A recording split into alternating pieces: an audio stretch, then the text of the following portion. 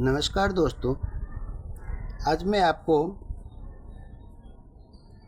गीता का अध्याय 1 श्लोक 38 और 39 का अत्यंत गहरा और जीवन बदल देने वाला संदेश आप लोगों के बीच लाया हूँ। वह यह है, यद्यपि न पश्यन्ति लोभोपहत चेतसः कुलच्छस्य कृतं दोषं मित्रद्रोहे च पातकम्। इसका अर्थ यह है, यदि ये लोग लोभ वासना के उन्माद में कुल के नाश से पैदा हुए दोष को और मित्र के साथ द्रोह करने से उत्पन्न हुए पाप को नहीं देखते। 29वां श्लोक बोलता है, कथं न ज्ञेयेम अस्माभिः पापादस्मा निवर्तितुं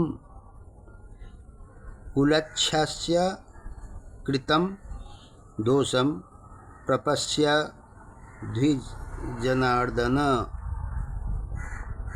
इसका अर्थ है, परंतु हे जनार्दन, कुल के नाश से पैदा हुए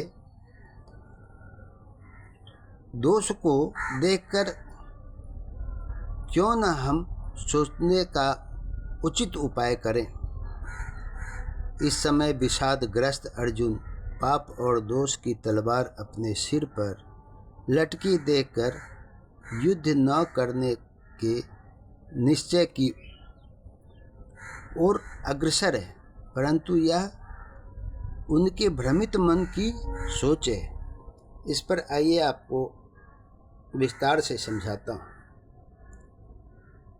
आज हम समझेंगे अर्जुन के मन की उस गहराई को जहाँ वह युद्ध से पहले सोच रहा था, क्या जीत से बड़ा भी कुछ होता है। जो लोग लालच में अंधे हो चुके हैं, उन्हें यह नहीं दिखता कि परिवार के नाश से कितना बड़ा पाप होगा, लेकिन हम तो समझदार हैं। हमें तो यह साफ दिख रहा है कि परिवार टूटेगा, रिश्ते खत्म हो जाएंगे, समाज बुरी तरह से बिखर जाएगा। तो फिर हम क्यों इस पाप में पड़ने जा रहे हैं। यहाँ अर्जुन केवल युद्ध की बात नहीं कर रहे, वह कुल यानी परिवार, संस्कार और परंपरा की बात कर रहे हैं। कुल का मतलब क्या है? सिर्फ खून का रिश्ता नहीं, बल्कि संस्कारों की श्रृंखला है। पीढ़ी दर पीढ़ी मिलने वाली अच्छाई जो परिवारों से मिलता है।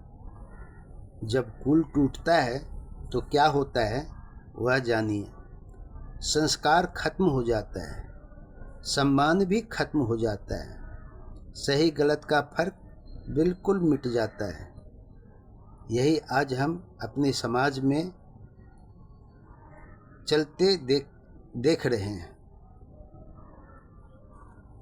आज का युवा कहता है, मुझे अपनी लाइफ जीनी है, मुझे किसी की परवाह नहीं। लेकिन सोचिए, जब परिवार कमज़ोर होता है तो व्यक्ति मानसिक रूप से कमज़ोर हो जाता है। जब बुजुर्गों का सम्मान खत्म होता है तो ज्ञान का स्रोत खत्म हो जाता है। जब बच्चे संस्कार नहीं सीखते तो भविष्य अंधकारमय हो जाता है। यही अर्जुन पहले ही समझ चुके थे।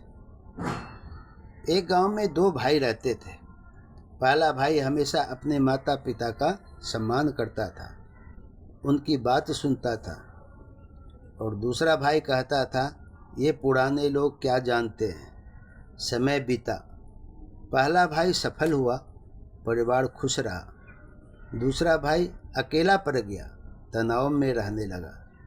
एक दिन उसने पूछा, मैं क्यों हार गया। तो जवाब मिला, तुमने जड़ों को ही काट दिया, पेड़ कैसे फल देता। यही कुलक्ष्य है, यही कुलक्षण का पहचान है। अर्जुन हमें एक बहुत बड़ा सत्य बता रहे हैं। लालच इंसान की बुद्धि को अंधा कर देता है। जब इंसान अंधा हो जाता है तो उसे पाप भी सही लगने लगता है। लेकिन जो समझदार है उसे रुक जाना चाहिए। यही असली बुद्धिमानी है। गलत रास्ता दिखे तो मुड़ जाना है। बच्चों को क्या सिखाएं? परिवार का सम्मान करना, बड़ों की बात सुनना, लालच से बहुत दूर रहना, रिश्तों को सबसे ऊपर रखना। आज के बुजुर्ग को क्या करना चाहिए?